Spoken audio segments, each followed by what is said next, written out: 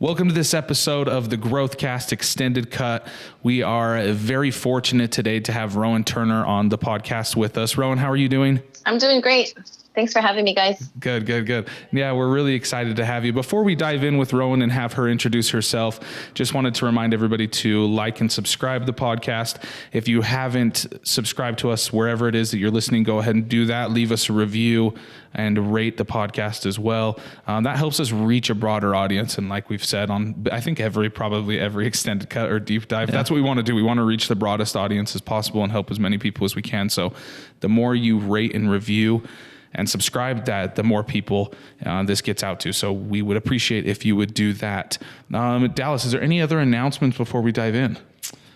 No, I'm just super stoked to have Rowen on because even if of there many is different dynamics. But even if there is any other announcements, I can't remember them because I just want to dive right in with Rowen. I usually have something, but I don't want to address any of it. I just want to talk to Rowen. That's exactly what I want to do. Rowen Turner is one of the students in our network. She is a very powerful and influential student in our network. So we wanted to get her on the podcast and get some perspective from her. But before we dive into any principles and things we want to talk about today, Rowen, do you mind introducing yourself? Yeah, absolutely. So good morning, good evening, everyone, wherever you're listening from. I am Rowen Turner. I'm a leadership and culture innovator, real estate investor, and extremely proud and grateful student and part of the multifamily mindset family.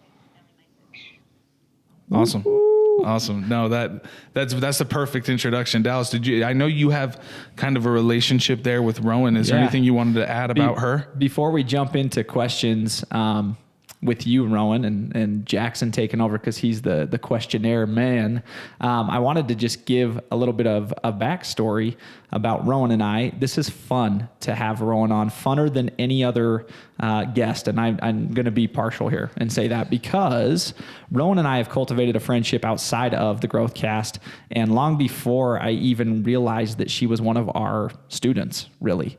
Tyler and I had talked to Tyler, and Tyler and Rowen have a relationship that goes further back than Rowen and I's relationship.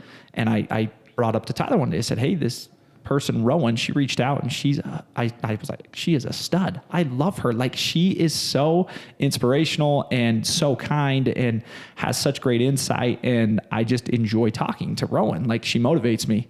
And he's like, oh, dude, Rowen is a bad A, I think is what he said. And he's like, she's so awesome. Her and I go way back. And he told me all these awesome stories about Rowen and how big of an influence you are on the people you surround yourself with. And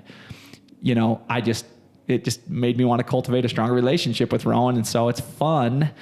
It's the funnest guest we've had because of the relationship that's been cultivated over the course of a short amount of time.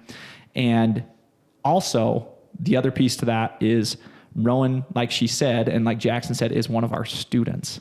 And really, we learn a ton from Rowen. I mean, student's kind of a funny word because it's a mutual relationship as far as student goes. But yes, within the network, within our company, within our education company in real estate, it's so awesome to have one of our students on. That's super powerful and super awesome. Yes, definitely. Rowen, I know you just said it is what you do for a profession. Do you mind saying that one more time? Sure. I'm a leadership and culture innovator. Okay, and what does that entail? I've never heard. Again, Rowen, I don't know you very well, so I kind of want to get to know you just a little bit more, and so the listeners can get to know you as well. What does that entail? What is that you do? For sure. So it's actually my own created title. It's my identity, if you will. And so in layman's terms, I'm an HR director. So I run all of HR function, operations, strategy for a business. But my passion is really around new age leadership, coaching, and culture. And so that's really why I focus on that, regardless of whatever formal HR role I actually operate in. I love that. Why have you decided that the culture is more important than any other aspect of HR? So, and it might be relevant to today's day and age, but you've heard it in some of the oldest like leadership books or business strategy books. They say culture eats strategy all day long. You can have the best strategy in the world, but if you don't have the people and the team and the mindset to execute it, it's worth nothing. And so, especially in this day and age where we're seeing our workforce really care more about just the paycheck. Like it's holistic, it's everything. I just think it's really important for this day and age to have that kind of focus. No, I love that. And that already dropping bombs this morning, Rowen. You're already giving us these golden nuggets. That culture destroys strategy every single time, for sure. It's so much more important to have the culture and the happy people in place rather than the strategy or the structure or the system. I totally agree. And that's a golden nugget that we can pull right out of already. We're only 5 minutes in, and that's already a golden nugget we can pull out. I know that Dallas also mentioned to me that you teach about unbecoming. You know, I know there's some other questions that we were going to dive into, but I want to dive straight into unbecoming and kind of peel back that layer. Do you mind explaining to us what that is, the unbecoming? Yeah, absolutely. I'll do it like twofold if that's okay. So I'll first share the I'll share the inspiration behind it first, and then I'll unpack it. Unbecoming, it's actually a reference to a Paul Coelho quote. I think you guys know Paul Coelho, The Alchemist, because you guys talk about that book a lot, right? I actually literally yesterday just finished the audio book. Again, it's like the third time I've read it. But I just finished it on my way to work yesterday. So yes, Paulo Coelho. He's my fellow. He's Brasileiro, which me and Jackson, we both lived in Brazil for quite some time. So it's funny you bring him up. That's cool that you brought him up. Nice. Yeah. So I came across one of his quotes, and the quote goes like this. It says, "Maybe the journey isn't so much about becoming anything. Maybe it's about unbecoming everything that isn't really you, so you can be who you were meant to be in the first place." Love that so much. I'll just pause right to let it sink in. No, that's powerful. Well, I don't want to jump in too soon, and I don't want to cut you off from explaining something, but it makes me think, that quote and the term makes me think about another mental skill or another teaching component that I talk about often, which is in order to learn new things, we have to unlearn certain ways of habits and old ways of being, which is that exact idea of unbecoming a certain person that we used to be, so that we can make room for the new version. Right? Totally, and it's exactly that, Dallas. And so I'll go ahead and unpack it. So we talk a lot about becoming. And that makes sense, right? We want to become more, better, our dream self, if you will. And so visually I see, so there's who I am right now, and then there's this person who I want to be. And that gap in between those two people is the becoming, right? Like it's that process of transforming into that new state. And that whole becoming process can feel super overwhelming. And I just even think about the interactions I've had for myself, being in the multifamily space instead of just residential real estate, and then talking with other students, it's easy to feel overwhelmed and then just kind of get stuck in that becoming. Like, I'm not there yet, but I'm not where I am, but like I don't feel like I'm getting closer to who I want to be, if that makes sense. So becoming is about bringing yourself forward. Unbecoming, to your point, Dallas, is about bringing yourself backward, but backward all the way to our childlike state, where there is no fear, no worry, no doubt, only abundance and possibility and infinite joy. Does that make sense? And for sure. Oh, absolutely. And so we unbecome so that we can bring ourselves back to pure possibility first. So then it becomes easier to actually become and create your new desired state. I can give a visual. Here's a visual that's made sense for me that helped take that kind of altruistic, intangible thing to something more tangible. Is imagine that I was chocolate frosted cake, or that we were all chocolate frosted cake. And so I'm chocolate frosted cake and I want to be vanilla frosted cake. And so sometimes, or oftentimes when we try to become, what we do is we just take vanilla frosting and try to put that all over us. But then we're not vanilla cake. We become like chocolate vanilla swirl, or like light chocolate frosted cake. You know what I mean? Like, you're not vanilla cake. Mm-hmm. And so the whole process of unbecoming is you take off all the chocolate frosting first so that you're just cake. And then you can be anything. And then if I choose to be vanilla, then I can add it on. And it's easier because you're removing that baggage. You're unlearning kind of all the stuff that you said. And the cool part is when you get really good at practicing unbecoming, and you are your childlike state, you actually don't have to become anymore, because you can just be. If you're a possibility at any moment in time, you can just, I'm going to be that. And you just do that and act accordingly. Yeah, it's so powerful. So powerful. I love that you use the word child and childlike, or in a childlike state. As children, none of us had fear of what other people were thinking when we screwed up. I think of a child even just walking. They were just being. They were just present in the moment, learning, focused strictly on learning at all levels. And they weren't observant. As a child, we're not observant of somebody looking at us. And it's funny because as adults, when a child's trying to learn something, right, we're not like ridiculing them or judging their progress. A baby learning to walk, we're just excited. Mm-hmm. We're just watching in excitement. And somehow, some way, as we continue to get older, we let certain things get in our way that, obscure that process and put a stop to it. And we don't find joy in learning. We don't find joy in, failing upwards, so to speak.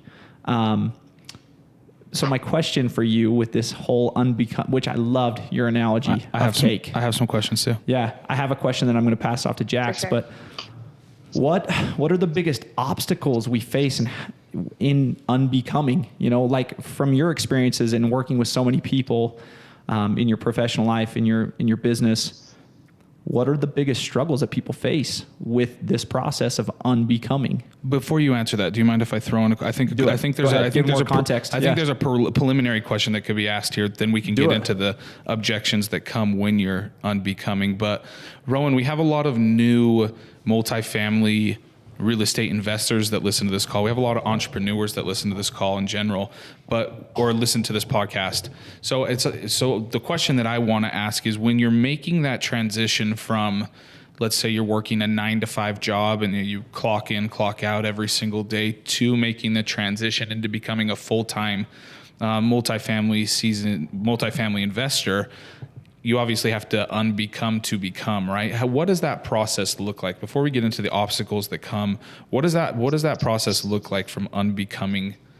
Like, what are some actionables that students can grab to start that process? Gotcha. Sorry, I'm just writing down because my brain will think of 5 million things. No worries. That was a long-winded question. And I'll speak to my personal journey, if that's okay. At least what it was for me. Yeah.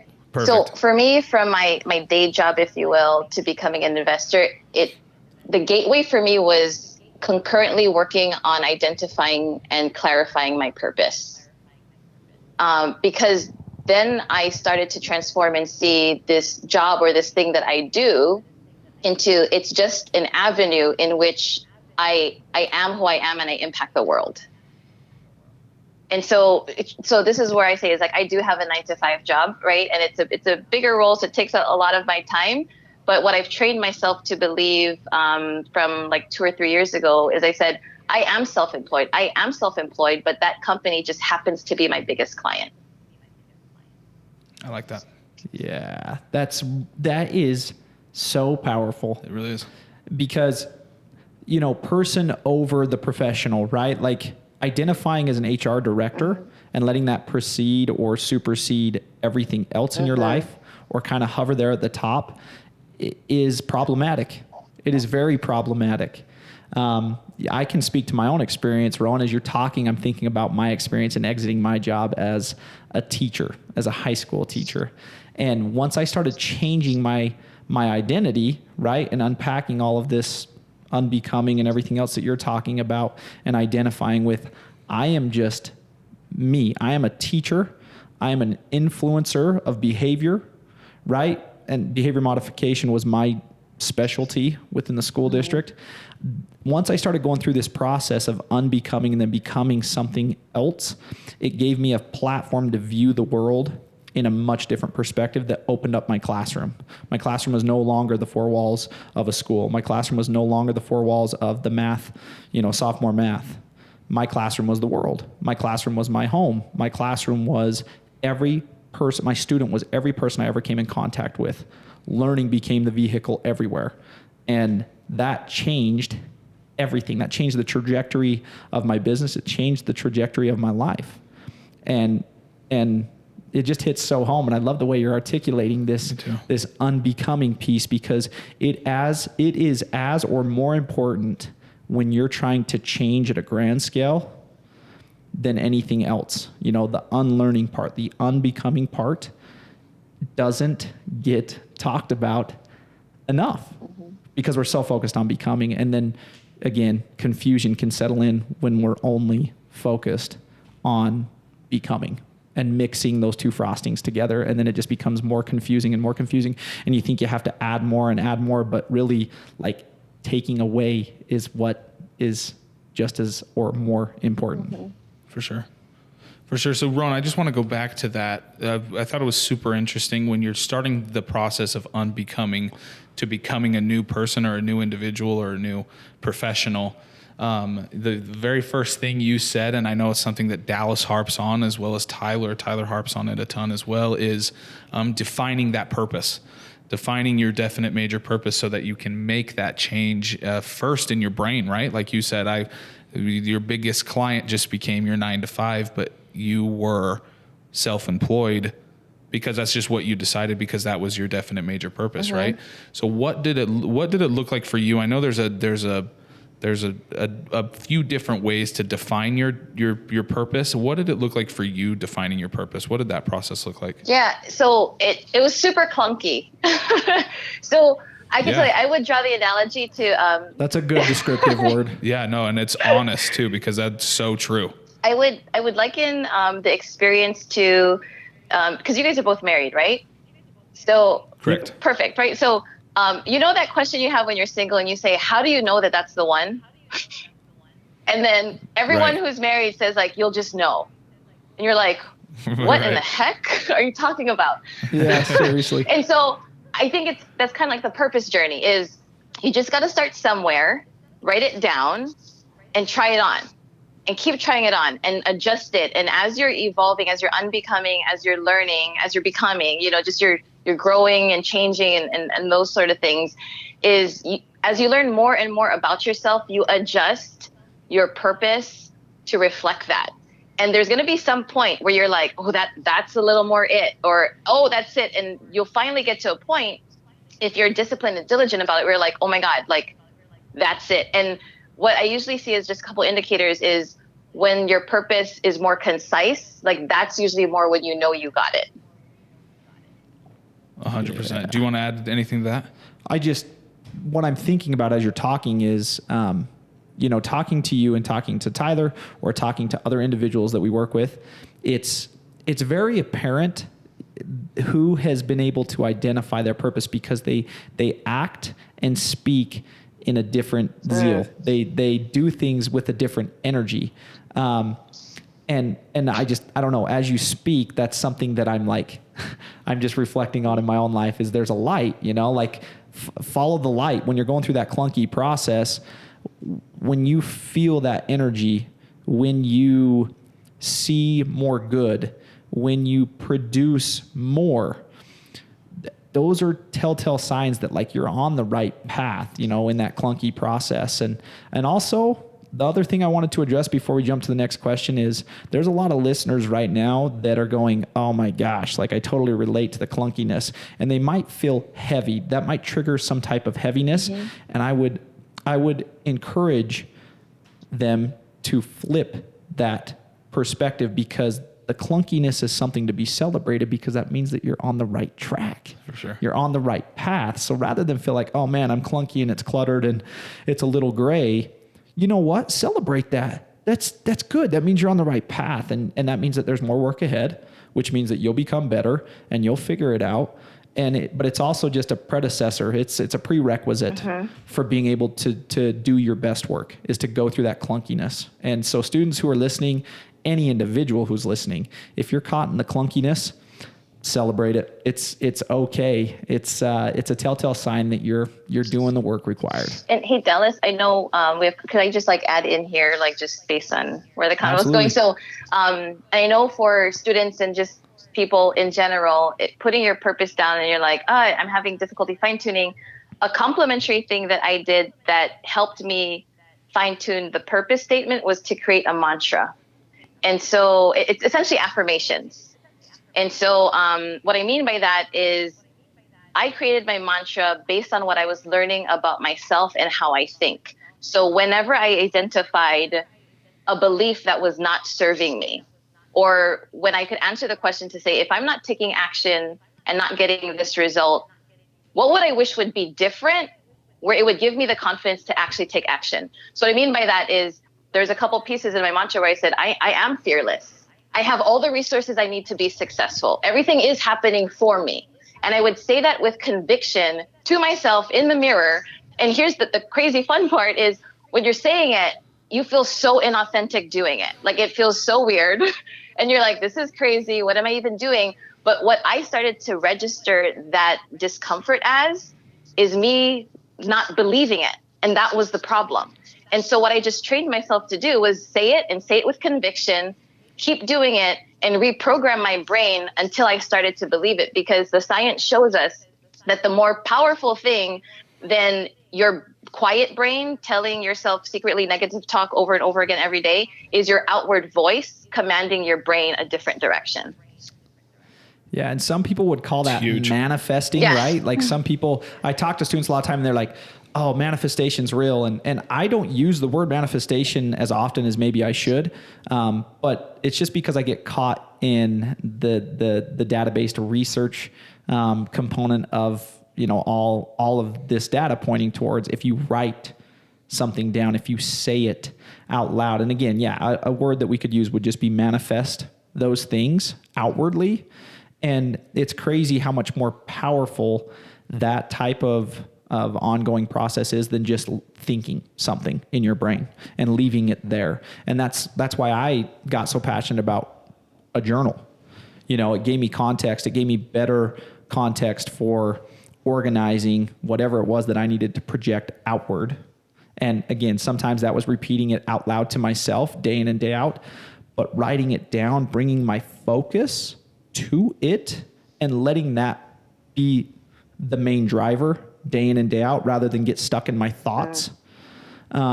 It's a game changer. And, you know, people who are listening, we all need to be reminded, and we all need to know that if we want to get serious about unbecoming, if we want to get serious about learning, if we want to get serious about, you know, creating a new identity for ourselves and actually meeting that identity one day, we have to do the things that stack up as far as what the data and the research says. You know, people studied this for years in the world of positive psychology. There's a reason we reference all the things that we do.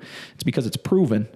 And if it's been proven, that means it's going to work for other people, including you.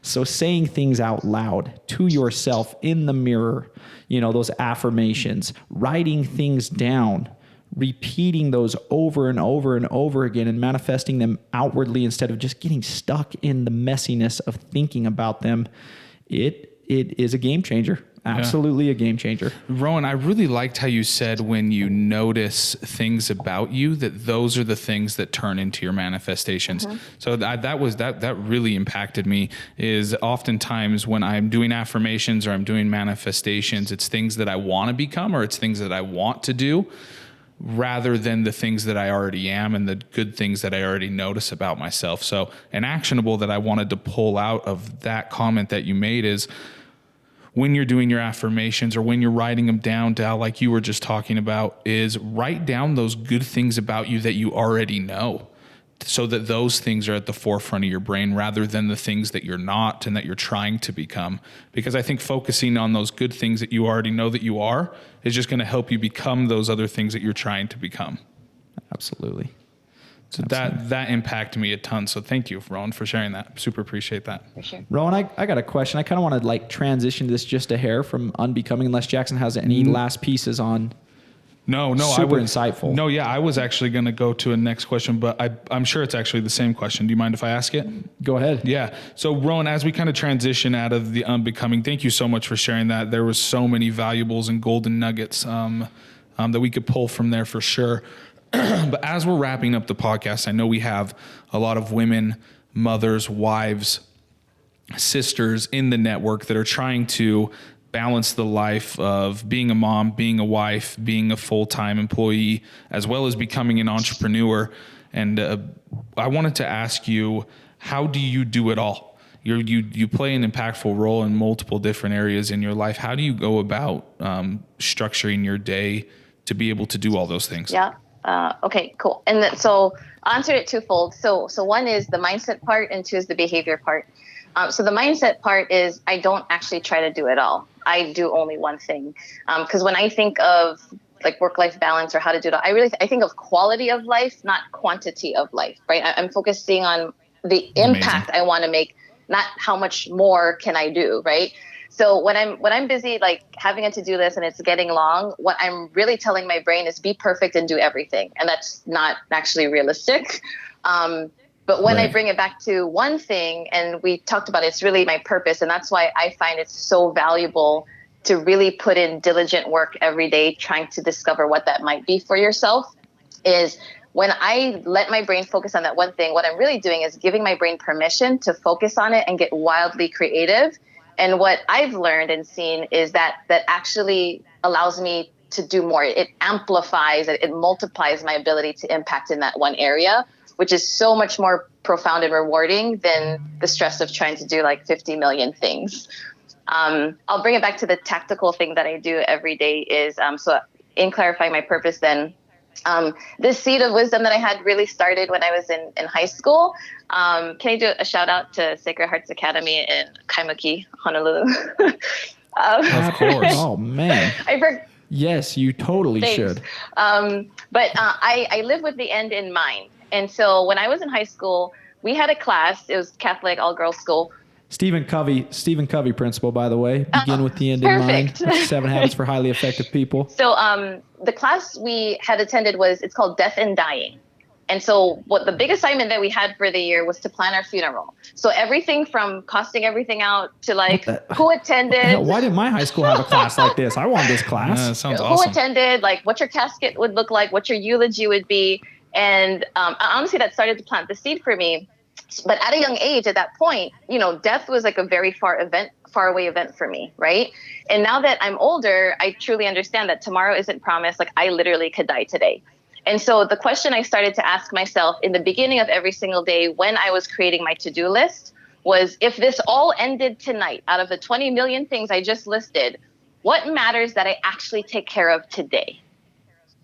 And when that list, like I challenged myself and it took several months, but once that list started to match what I actually wrote down to begin with, that's when I found balance. And on top of the balance, I actually found joy and excitement. And I started to feel that shift from existing to really living.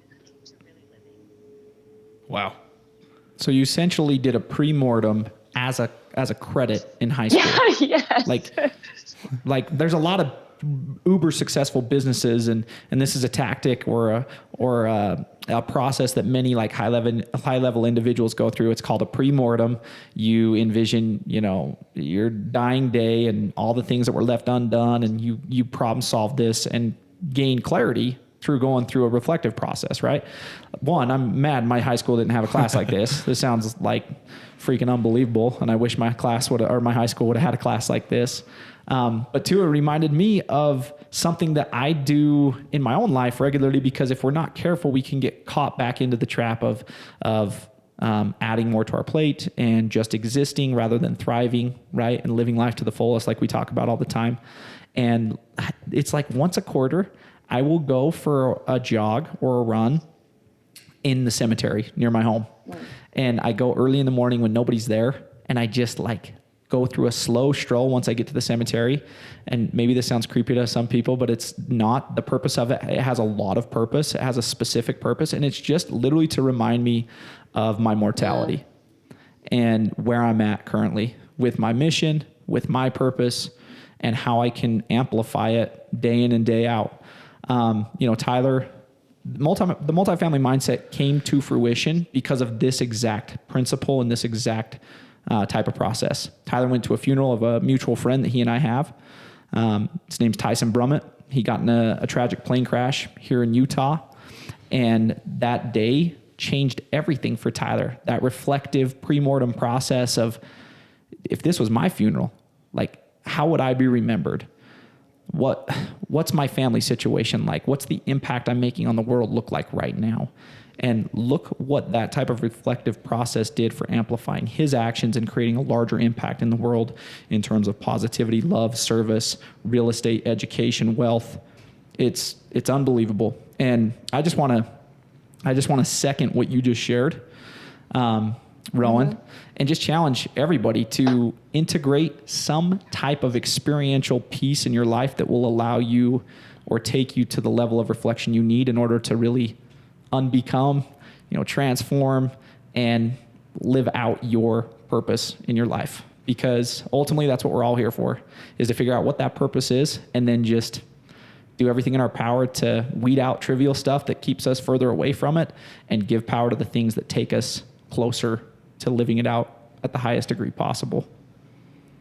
For sure. Rowen, is there anything else you want to add? We're coming up on our time here, but I wanted to, before I pass it over to you, to see if there's anything else you want to add. I just wanted to thank you for your time this morning to jump on with Dallas and I to record and give some insight. It not only helped, I'm sure, our listeners that are going to be listening to this episode, but it brought a new light for me as well. So I just wanted to thank you for that. As we wrap up, is there anything else that you wanted to add to the comments that Dallas just made? No, honestly, I'm just super grateful again for the opportunity to get to be here with you guys. And I'll give a little bit of encouragement to everyone is, even though I have some things that I'm really grateful for in my life, we're all still really all in the same place, right? It's mindset work. You can get there. You will get there. You just got to keep it a focus. Stay connected with people and share your story, learn from other people. Because I think that's what we're all meant to do, to help encourage each other.